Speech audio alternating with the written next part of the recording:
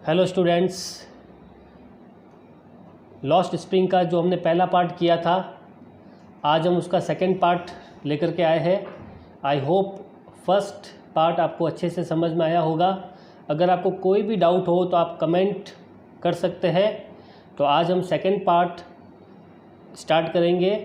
पहला पार्ट के अंदर हमने साहिब आलम नाम का एक कैरेक्टर था, उसे पढ़ा था। आज हम मुकेश नाम का एक सेकंड कैरेक्टर है, उसके बारे में पढ़ेंगे। Chapter number 4, lost spring. I want to drive a car, ये एक स्टेटमेंट है, कथन है। स्टेटमेंट किसका है? ये मुकेश का है। इससे पहले हमने पढ़ा था साहिब आलम का, उसकी शुरुआत भी इसी से हुई थी, एक स्टेटमेंट से हुई थी, और वो था समटाइम्स आई फाइंड अ रूपी इन द गार्बेज। ये स्टेटमेंट था साहिब आलम नाम का एक लड़का था उसका।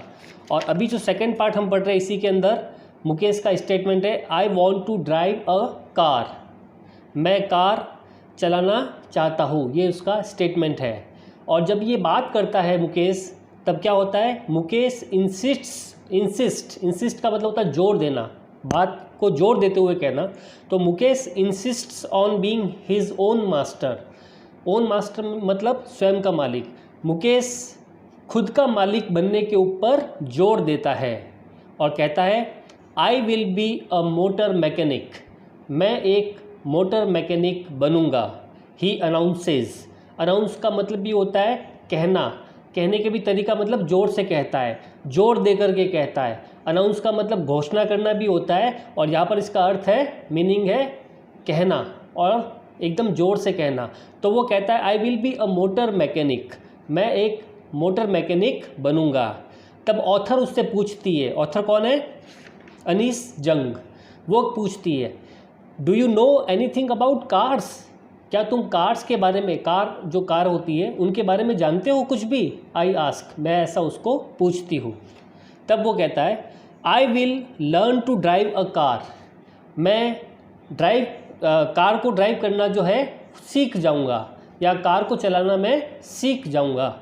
ही आंसर्स, ऐसा वो उत्तर देता है, जवाब देता है। और वो भी कैसे? कॉमा करके बताया गया है।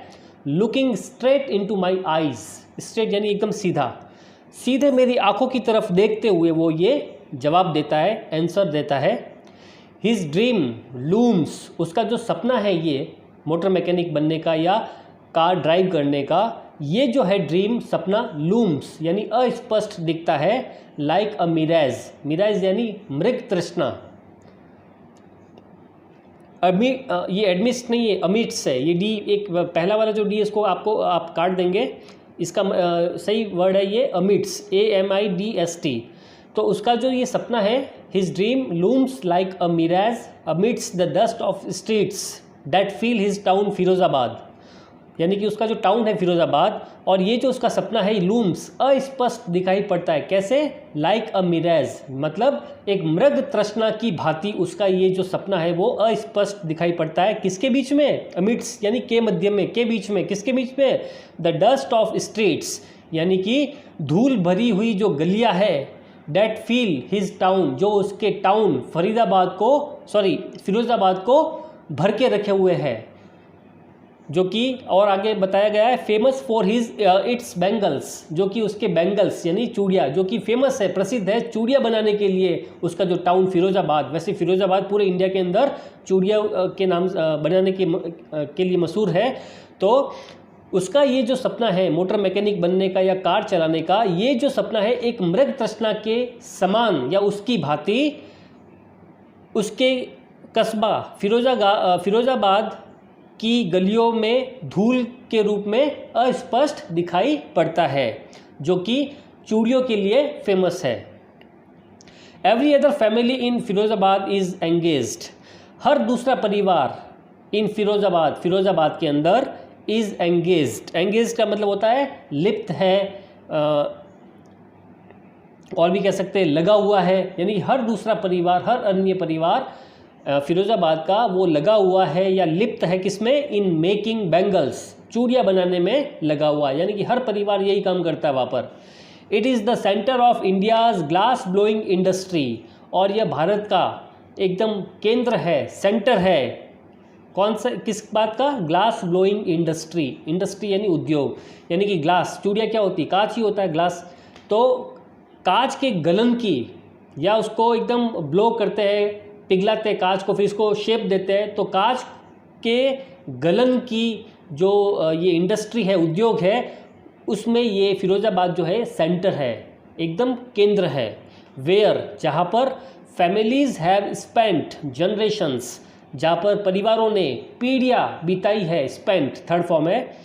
वर्किंग अराउंड फर्नेसेस, वर्किंग यानी काम करते हुए, अराउंड यानी चारों ओर, किसके? फर्नेस। फर्नेस का मतलब होता है भट्टी। तो ये ऐसा केंद्र है जहाँ पर कई परिवारों ने पीढ़ियाँ, जनरेशन्स बिताई है, वहाँ चारों ओर भट्टियों के चारों ओर काम करते हुए। और कैसे? वेल्डिंग ग्लास, वेल्ड यानी जोड़ना, और कांच को जोड़ने में, ग्लास को जोड़ने में, और making bangles for all the women in the land it seems. और ऐसा प्रतीत होता है चूड़ियाँ बनाने में समस्त नारियों के लिए, समस्त महिलाओं के लिए, पूरे देश की महिलाओं के लिए ऐसा प्रतीत होता है। यहाँ पर लैंड का मतलब पूरे देश के लिए बात हो रही है। अब देखो आगे क्या होता है। Mukesh family is among them, Mukesh का परिवार उनमें से एक है, यानी कि मुकेश का परिवार भी उन परिवारों में से एक है जो चूड़ियाँ बनाने का काम करता है। नन ऑफ देम नो, उनमें से कोई भी नहीं जानता है, डैट कि it is illegal for children like him, कि ये उसी की तरह जो बच्चे हैं उनके लिहाज से ये गैर कानूनी है, to work in the glass furnaces with high temperatures, कि ऐसे उच्च तापमान वाले जो कांच का जो काम करने के लिए जो ये भट्टी के अंदर काम करते हैं और बड़े उच्च तापमान में ये काम करते हैं, तो कोई भी नहीं जानता है कि ये उसी की तरह, मुकेश की तरह ही जो बच्चे हैं उनके लिए एक प्रकार से इल्लीगल है, गैर कानूनी है, ऐसे उच्च तापमान वाली जो भट्टियाँ हैं वहाँ पर काम करना ये एकदम से इल्लीगल है। उनमें से ये कोई भी ये बात नहीं जानता है। और आगे और सेंटेंस ख़त्म नहीं हुआ है। इन डिंजी सेल्स, डिंजी यानी काली मैली, सेल्स यानी कोठरी, विदाउट एयर एंड लाइट, और ऐसी काली सी या मैली सी कोठरियों के अंदर काम करना जहाँ पर विदाउट एयर एंड लाइट, जहाँ पर कोई भी एयर नहीं, हवा नहीं है, हवा की कमी है, लाइट प्रकाश की कमी है। और उनमें से ये बात कोई भी नहीं जानता है, कौन सी बात? दैट द लॉ, कि यदि कानून, इफ़ एनफोर्स्ड, एनफोर्स का मतलब होता है लागू करना, यदि कानून को यदि लागू कर दिया जाए सही ढंग से, तो उससे क्या हो सकता है? Could get him and all those 20,000 children out of the hot furnace, तो इससे वो खुद बाहर आ सकता है और वे सभी 20,000 बच्चे उस गर्म भट्टी से बाहर आ सकते हैं। वेयर, जहाँ पर they slog their daylight hours, जहाँ पर स्लॉग का मतलब होता है मेहनत करना, जहाँ पर वे लोग अपने दिन का पूरा समय मेहनत करते हैं वहाँ पर। तो और वो भी कैसे? Often losing the brightness of their eyes, और अक्सर अपनी आँखों की जो चमक है उसको खोते हुए वो पूरे दिन का जो मेहनत है वो वहाँ पर करते हैं। यानी कि मुकेश का परिवार भी ऐसा ही है, चूड़ियाँ बनाने वाला जो परिवार है वैसा ही है, वो भी चूड़ियाँ बनाता है, और उनमें से कोई भी नहीं जानता है, यानी कि सब काम में लगे हुए, और कोई भी व्यक्ति नहीं जानता है कि यदि लॉ को यदि एनफोर्स कर दिया जाए, कानून अगर वहाँ पर लगा दिया जाए, क्योंकि बाल श्रम भी एक अपराध है, ठीक है, और वहाँ पर सारे बच्चे लगे हुए हैं ये चूड़ियाँ बनाने में, जो उनको करना चाहिए पढ़ाई वाला काम वो नहीं करते और ये काम करते हैं। तो उनमें से कोई भी नहीं जानता है कि यदि अगर इस प्रकार का कोई भी नियम या कानून लागू कर दिया जाए तो उससे मुकेश के जैसे जैसे और भी 20,000 बच्चे उस गर्म भट्टी से बाहर आ सकते हैं, जहाँ पर वे अपने पूरा दिन का समय कठोर मेहनत करते हैं और अक्सर अपनी आँखों की जो चमक है वो खो देते हैं। और ऐसी डिंजी सेल्स यानी कि मैली और काली जो कोठरियाँ हैं वहाँ पर, जहाँ पर कोई लाइट नहीं होती है, जहाँ पर कोई एयर नहीं होती है, वहाँ पर ये काम करते हैं, तो इससे वो बाहर आ सकते हैं, लेकिन कोई भी इस बारे में जानकारी नहीं रखता है। मुकेश आइज बीम, मुकेश की आंखें चमक उठती है, as he volunteers to take me home, जैसे ही वो मुझे अपने घर ले जाने की इच्छा रखता है, which he proudly says is being rebuild, जिसके बारे में यानी अपने घर के बारे में कहता है, बड़े ही गर्व से कहता है, प्राउडली, इज़ बीइंग रिबिल्ड, कि इसका पुनर्निर्माण हो रहा है। We walk down stinking lanes, और फिर हम चलते हैं, स्टिंकिंग यानी बदबूदार, लेन यानी गलियाँ, और हम बदबूदार गलियों से होते हुए निकलते हैं जो कि चॉक्ड विद गार्बेज, जो कि चॉक्ड यानी अवरुद्ध, रुका हुआ, विद गार्बेज यानी कचरे का ढेर, जो कि कचरे के ढेर से वो बदबूदार गलियाँ अवरुद्ध है, यानी कि हर जगह इधर उधर कचरा है। Past homes that remain hovels with crumbling walls, और ऐसे घरों से गुजरते हुए जो कि अब होवेल का मतलब होता है झुग्गी झोपड़ी टाइप कच्ची झोपड़ी, विद क्रम्बलिंग वॉल्स, जिसमें उनकी जो वॉल्स है, दीवारें हैं, वो एकदम कमज़ोर है। वुबली डोर्स, और जिनके जो दरवाजे हैं वो भी कैसे, वुबली मीन्स अस्थिर है। नो विंडोज़, कोई भी खिड़कियाँ नहीं है। और crowded with families of humans and animals, और एकदम भीड़ भाड़ युक्त है उन परिवारों के, किनके, ह्यूमन्स मनुष्य के परिवारों से, एंड एनिमल्स और जानवरों के परिवारों से, पूरी तरह से वो भीड़ भाड़ युक्त है। को एग्जिस्टिंग इन अ प्राइमेवल स्टेट, और को एग्जिस्ट मतलब साथ साथ जिनका अस्तित्व है या साथ साथ जो रह रहे हैं, जैसे कि इन अ प्राइमेवल स्टेट, जैसे कि कोई प्राचीन युग में या प्राचीन अवस्था में मनुष्य रह रहा था जानवरों के साथ, वैसे ही ऐसा लग रहा था कि जानवर और मनुष्य, उनका परिवार आपस में एक साथ रह रहा है, यानी कि ऐसी गलियों से वो जा रहे थे। He stops at the door of one such house, और वो ऐसे ही इसी प्रकार का एक जो कच्चा मकान या झुग्गी झोपड़ी है, वैसा ही कोई मकान होगा, तो he stops at the door of one such house, और ऐसे ही इसी प्रकार के एक घर पर वह रुकता है, और क्या करता है, bangs a wobbly iron door with his foot, bangs यानी जोर से मारना, अ वुबली यानी अस्थिर आयरन का जो डोर है, लोहे का जो दरवाज़ा है अस्थिर सा, उसको जोर से वो मारता है, किससे, विद हिज फुट, अपने पैर से मारता है। एंड पुशेज इट ओपन, और उसको धकेल करके खोल देता है। फिर we enter a half built shack, और हम प्रवेश करते हैं, ऑथर कह रही है, मैं और मुकेश प्रवेश करते हैं किसमें, इन अ हाफ बिल्ट शेक यानी होता है वही कुटिया या झोपड़ी, आधी बनी हुई या आधा जिसका निर्माण हुआ कुटिया है, झोपड़ी, उसमें हम प्रवेश करते हैं। In one part of it, इसके एक हिस्से में, डैश्ड यानी छप्पर, डैश्ड विद डेड ग्रास, और इसके एक भाग में, एक हिस्से में डेड ग्रास यानी कि मृत घास, सूखी घास, जो कि एकदम सूखी घास, उसका जो है वो छप्पर है। और क्या है, इज़ अ फायरवुड स्टोव, और वहाँ पर एक स्टोव है, ओवर विच, जिसके ऊपर sits a large vessel of sizzling spinach leaves, और जिसके ऊपर गरम गरम पालक की जो पत्तियाँ है वो रखी हुई है। वेसल का मतलब होता है पात्र, बर्तन। ऑन द ग्राउंड, और ज़मीन पर, इन लार्ज एल्यूमिनियम प्लेटर्स, बड़ी बड़ी जो एल्यूमिनियम की प्लेट्स है, वहाँ पर आर मोर चॉप्ड वेजिटेबल्स, वहाँ पर बहुत ज़्यादा कटी हुई सब्जियाँ हैं। अ फ्रेल यंग वुमेन, और एक कमज़ोर सी, दुर्बल सी, फ्रेल यंग वुमन, एक नव युवती, इज़ कुकिंग द इवनिंग मील, वह शाम का भोजन पका रही है। किसके लिए, फॉर द होल फैमिली, पूरे परिवार के लिए। यानी कि मुकेश ऑथर को अपने साथ अपने घर पर ले जाता है, और पूरी सिचुएशन के बारे में ऑथर लिख रही है कि भी कैसी गलियों से वो गुजरती है, बदबूदार गलियां हैं जहाँ पर गार्बेज भी इधर उधर बिखरे हुए हैं, और ऐसा लगता है कि ह्यूमंस और जो एनिमल्स है वो अपनी फैमिलीज़ के साथ एक साथ रह रहे हैं। तो इस प्रकार से वो बताती है, और फिर वो मुकेश के घर जाती है, और वहाँ पर क्या है, एक फ्रेल यंग वुमन, एक दुर्बल सी एक महिला है, वो क्या कर रही है, is cooking the evening meal for the whole family, वो पूरे परिवार के लिए शाम का भोजन बना रही है। Through eyes filled with smoke she smiles, और उसकी आंखें जो है वो भरी हुई है स्मोक से यानी धुएं से, और शी स्माइल्स, और उसी के अंदर वो मुस्कुराती है क्योंकि उनके घर में कोई नया आदमी आया, कौन, author. She is the wife of Mukesh Elder brother, और वह जो औरत है कौन है, वो मुकेश के बड़े भाई, एल्डर यानी बड़ा, मुकेश के बड़े भाई की वो पत्नी है।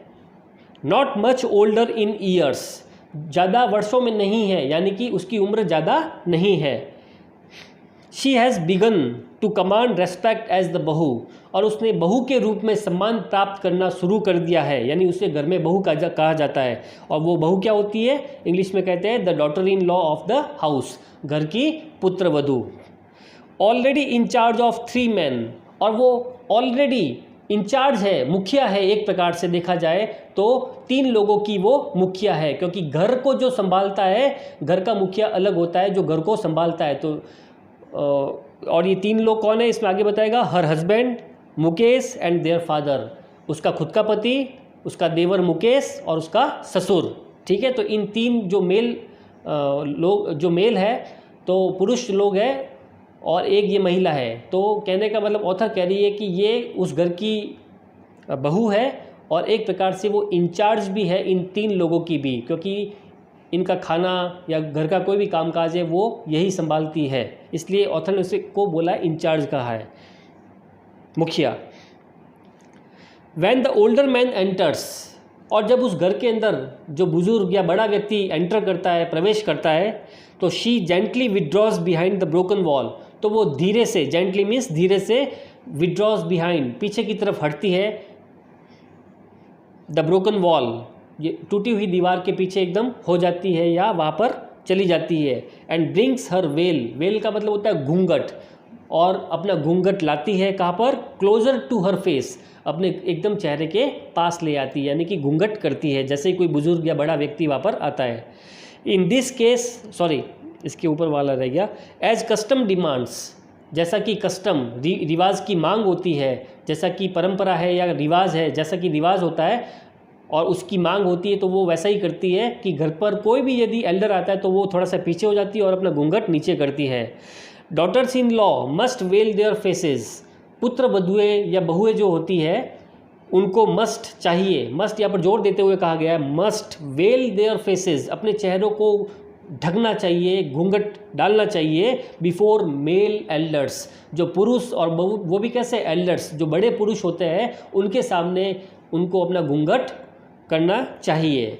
इन दिस केस, और इस मामले में, the elder is an impoverished bangle maker, और इस मामले में, और इस बार जो एल्डर व्यक्ति था, जो बड़ा व्यक्ति था, जो जिसने घर में एंटर किया था, एंट्रेंस जिसकी हुई थी, इस केस में जो बड़ा व्यक्ति है वो है कौन, एन इम्पॉवरिश्ड बैंगल मेकर, एक कंगाल सा, एकदम गरीब सा, कंगाल सा बैंगल मेकर है, चूड़ियाँ बनाने वाला व्यक्ति है। Despite long years of hard labour, hard labour यानी कठोर या कठिन परिश्रम, लेबर परिश्रम, डेस्पाइट यानी के बावजूद, तो despite long years of hard labour यानी कि कठोर परिश्रम और कई वर्षों की कठोर परिश्रम करने के बावजूद, फर्स्ट एज अ टेलर, पहले तो एक दर्जी के रूप में, देन अ बैंगल मेकर, और उसके बाद में एक चूड़ी बनाने वाले के रूप में, बड़े व्यक्ति के बारे में बात हो रही है। He has failed to renovate a house, वो अपने घर का जो रिनोवेट करना यानी मरम्मत करना, सही करना, नया बनाना थोड़ा सा, उसको घर को सही करने में वो फेल हो चुका है, नाकाम हो चुका है, यही घर का जो बुजुर्ग व्यक्ति है। और किसमें वो असफल रहा है, फेल हुआ है, सेंड हिज 2 sons, अपने दोनों बेटों को स्कूल भेजने में वो असमर्थ या नाकाम रहा है। ऑल ही हैज़ मैनेज्ड, जो कुछ उसने किया है, क्या किया है, to do is teach them what he knows, जो कुछ वो जानता है उसने वही सिखाया है अपने बच्चों को, और वो चीज़ क्या है, डैश करके बताया गया है, the art of making bangles, चूड़ियाँ बनाने की कला। यानी कि ऑथर कह रही है कि भी उस घर के अंदर एक औरत है, दुबली सी औरत है, वो शाम का भोजन बना रही है, मुकेश के साथ वो आई है ऑथर, और देखती है कि मुकेश के अलावा उसका बड़ा भाई भी है और उसके फादर भी है। तो मुकेश के जो फादर है वो सबसे एल्डर है घर में, वो जब या कोई भी एंटर होता है घर के अंदर, कोई भी एल्डर पर्सन अगर घर के अंदर एंटर होता है तो जो पुत्र वधू है वो पीछे हो जाती है और घूंघट करती है, क्योंकि ये कस्टम है वहाँ का, उनका रिवाज है। तो ऑथर ये बताती है, और इसी के साथ वो ये भी बताती है कि जो मुकेश की जो स्थिति है, सिचुएशन है घर की, economic condition that's not very good, तो क्योंकि उनका जो फादर है वो भी एक प्रकार से इम्पॉवरिश्ड, बहुत अच्छा वर्ड है, यानी कंगाल या एकदम गरीब सा जो व्यक्ति होता है, वो भी एक गरीब बैंगल मेकर है। पहले एक दर्जी के रूप में उसने काम किया था, फिर एक बैंगल मेकर के रूप में, लेकिन वो अपने घर को सही सजाने में भी नाकाम रहा है। और किस में नाकाम रहा है, कॉमा करके बताया गया था, अपने दोनों बच्चों को स्कूल भेजने में भी नाकाम रहा है। क्या कारण है उसका, पॉवर्टी, गरीबी। और जो कुछ वो जानता है उसने वही कला अपने बच्चों को सिखाई है, और वो कला है the art of making bangles, चूड़ियाँ बनाने की कला, यानी कि पूरा परिवार चूड़ियाँ बनाने में लगा हुआ है।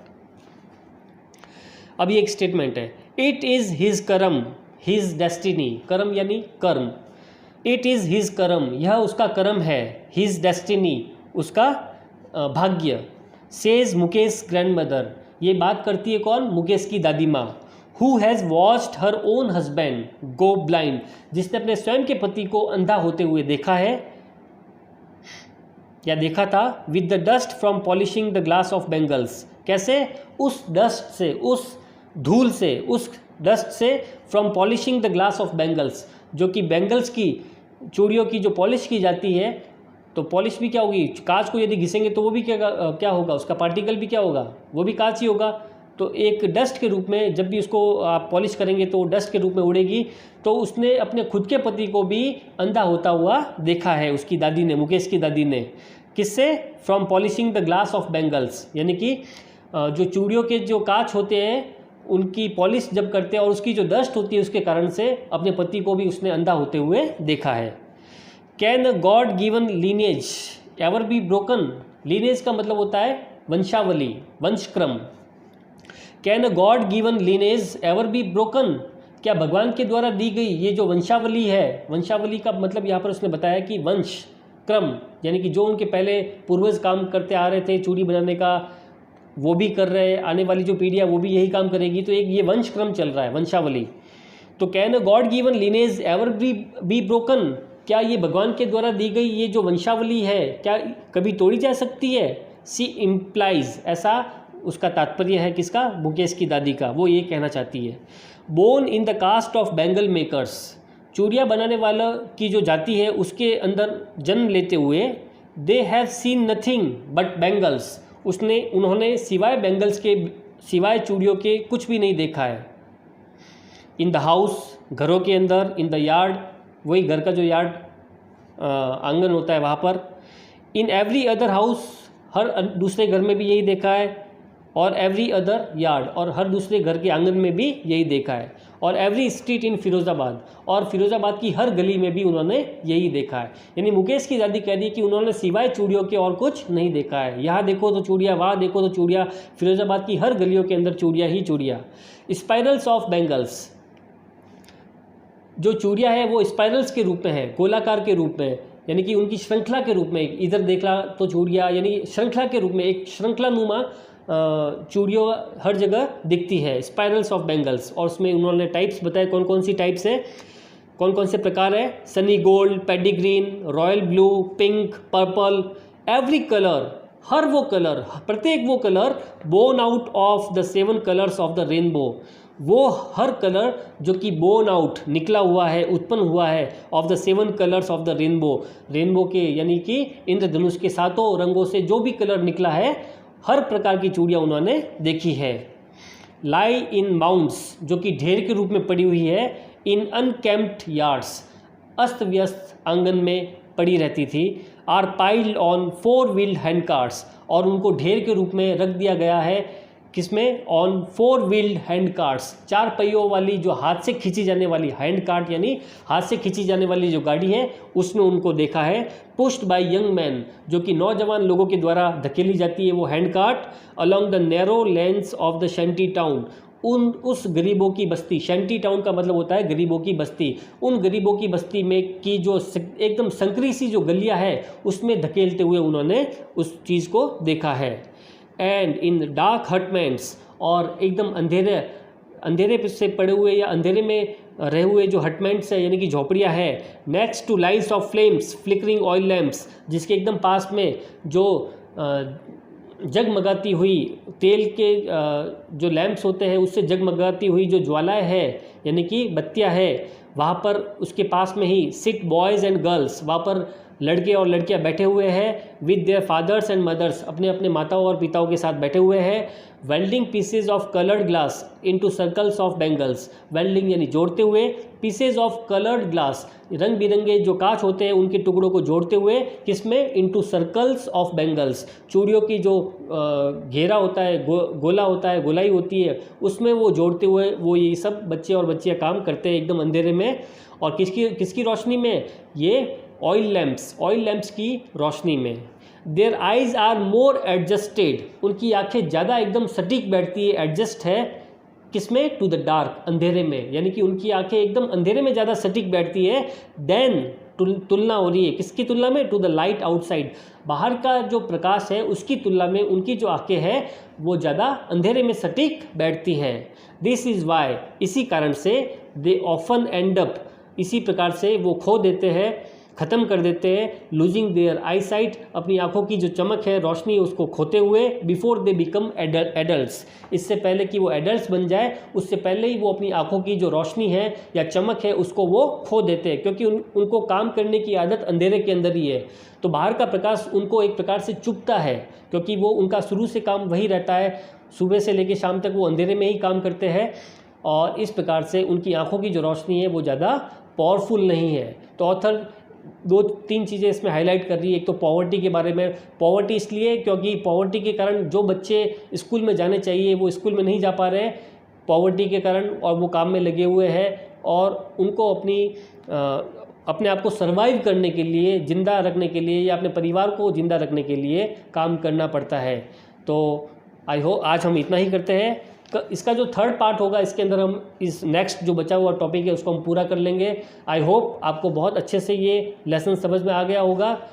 इस चैनल को आप ज़्यादा से ज़्यादा सब्सक्राइब कीजिए और शेयर भी कीजिए, ताकि जो दूसरे बच्चे हैं हिंदी मीडियम के, स्पेशली गवर्नमेंट स्कूल्स के जो बच्चे हैं, वो भी इसका बेनिफिट उठा सकें। और एक बार आप ये जो मीनिंग्स है जो मैंने ब्लैक बोर्ड पे इस पर लिखी है, आप इसको बहुत अच्छे से लर्न भी करिए, अच्छे से सीखिए, बार बार इनको पढ़ते रहिएगा, क्योंकि मीनिंग्स के बिना आप कुछ नहीं कर पाओगे। और आपकी 12th क्लास है तो डेफिनेटली आपको मीनिंग्स बहुत अच्छे से करनी ही पड़ेगी। और नेक्स्ट जो चैप्टर होगा उसको हम फास्ट जल्दी से कर लेंगे। आई होप आपको ये वीडियो अच्छा लगेगा, और कोई भी आपको प्रॉब्लम हो तो आप कमेंट कर सकते हैं। Thank you so much.